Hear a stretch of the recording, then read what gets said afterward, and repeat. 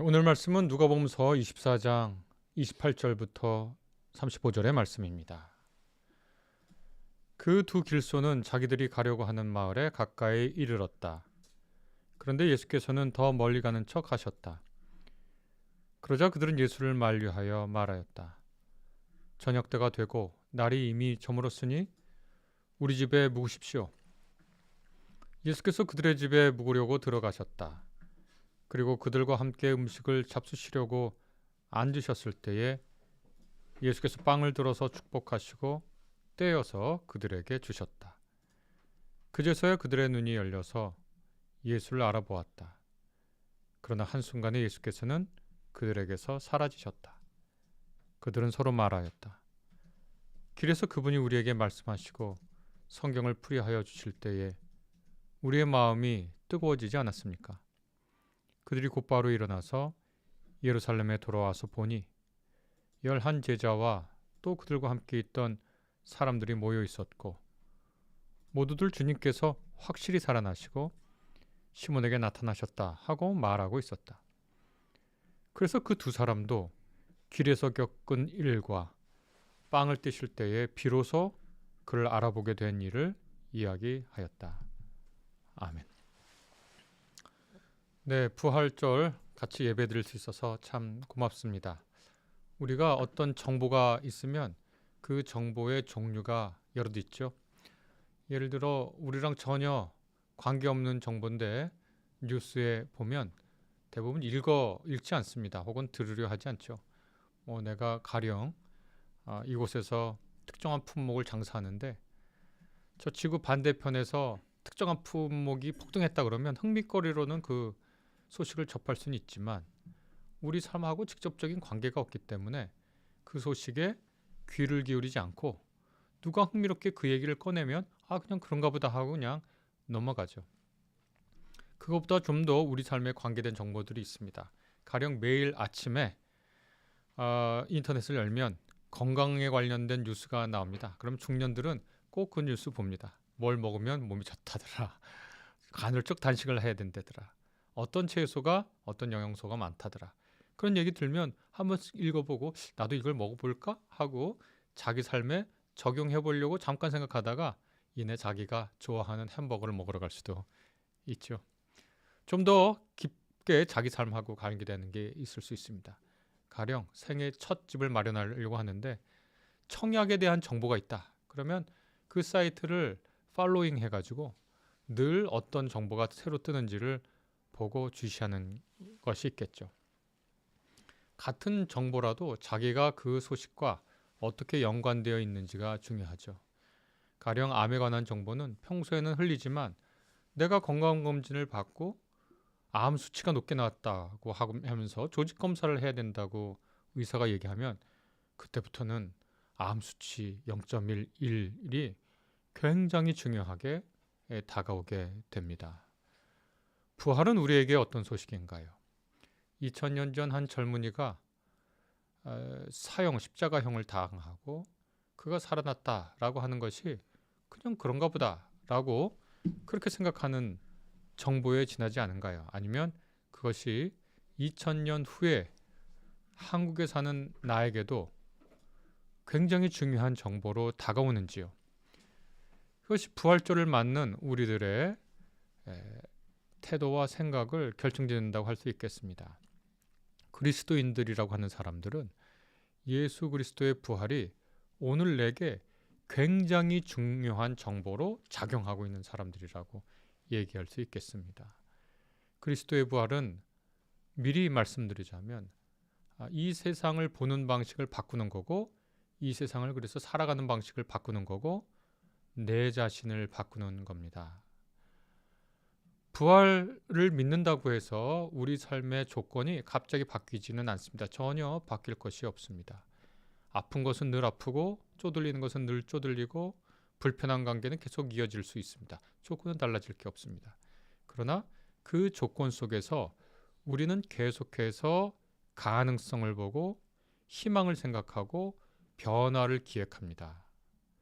고통은 여전하지만 이 고통에 절망하거나 좌절해서 우리가 마땅히 살아야 할 삶의 가능성과 희망을 포기하지 않습니다.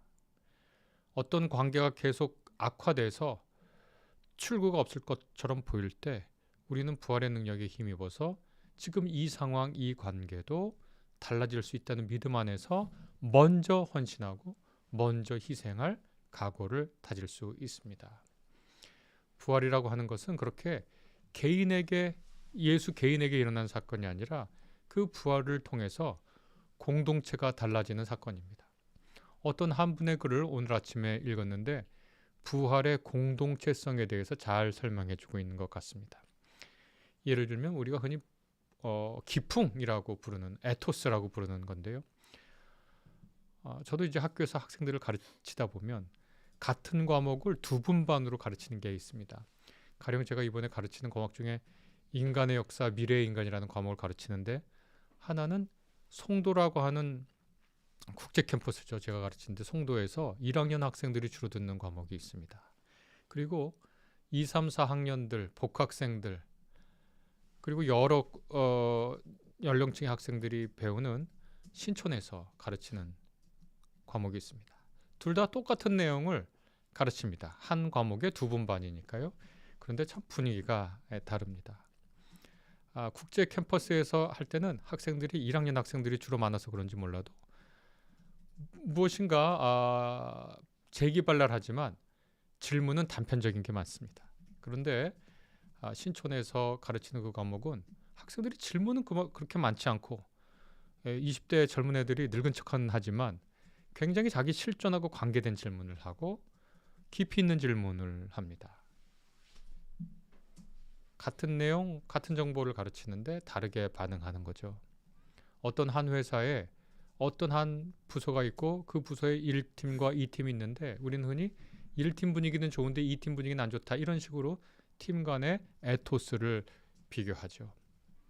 부활은 에토스하고 관련이 되어 있습니다. 아담의 옆에 서서 아담과 더불어 사는 삶이 예수 그리스도 부활 이전에 인류가 당한 에토스였습니다. 사도 바울에 따르면 거기에는 절망이 있습니다.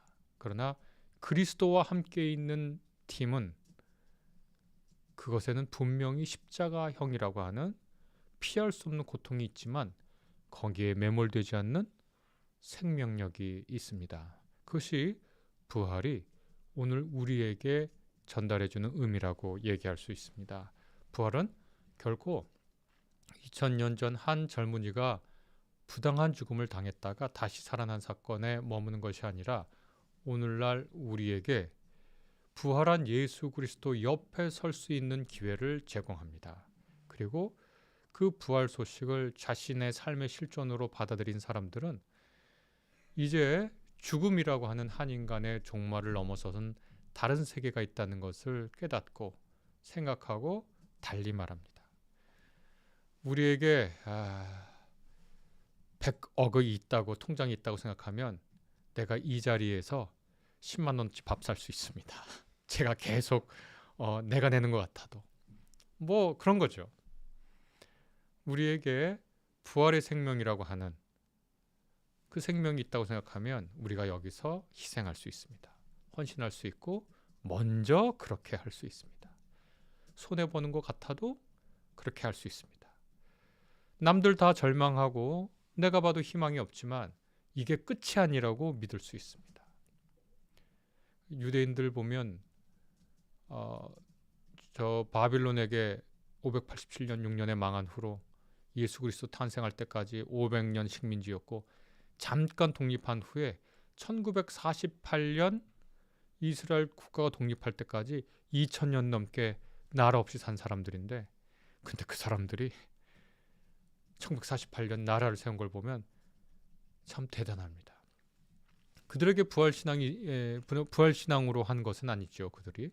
그러나 부활신앙이 무엇인지에 대한 그림자를 보여주는 것은 확실합니다. 우리가 꾸는 꿈은 1년, 한 달, 1시간 후, 며칠 후가 아니라 영혼에 관한 꿈을 꿉니다.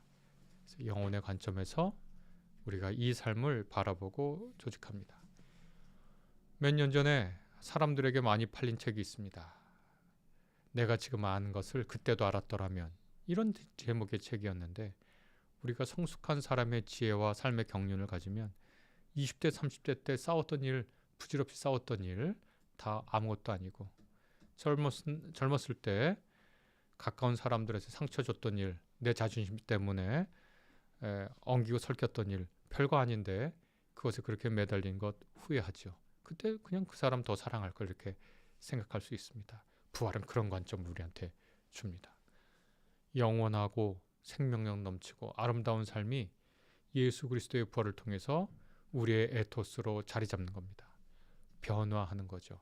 그러면 다른 눈이 열리는 겁니다.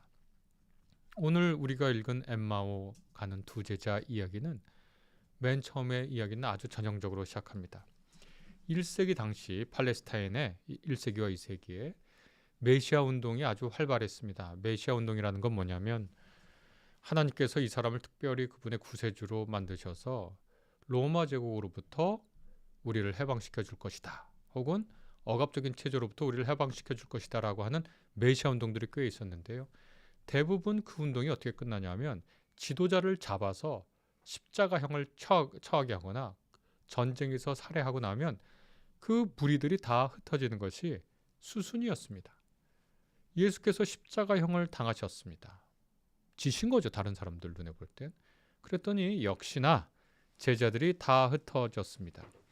마가복음서 16장 7절에 보면 제자들이 다 자기 고향으로 갑니다. 요한복음서 21장 3절에 보면 제자들이 자기 고향으로 돌아가서 자기 직업을 갖습니다. 어부 활동을 다시 해요. 이제 다 끝났다고 생각한 겁니다. 예루살렘 출신들은 그곳에서 다락방에서 문을 걸어 잠그고 자기네들끼리 있습니다. 실패한 거고 질이 멸렬해진 거죠. 엠마오로 가는 두 제자 이야기도 그런 겁니다. 예루살렘에서 예수님께서 사형당하셨으니까 이제 예루살렘에서 할 일이 더 이상 없죠. 그러니까 자기 집인 엠마오로 가고 있었던 겁니다. 그러나 그 마음이 상쾌할 리 없죠. 엠마오로 내려가면서 두 제자는 아주 산산이 부서진 희망에 관해서 그 희망의 파편에 대해서 얘기하고 있습니다. 마치 연애하다가 헤어져도 이전에 사귀었던 사람에 관한 아름다운 추억을 곱씹듯 대략 그렇게 하고 내려가고 있었습니다. 그때 예수께서 그들에게 나타나셨습니다.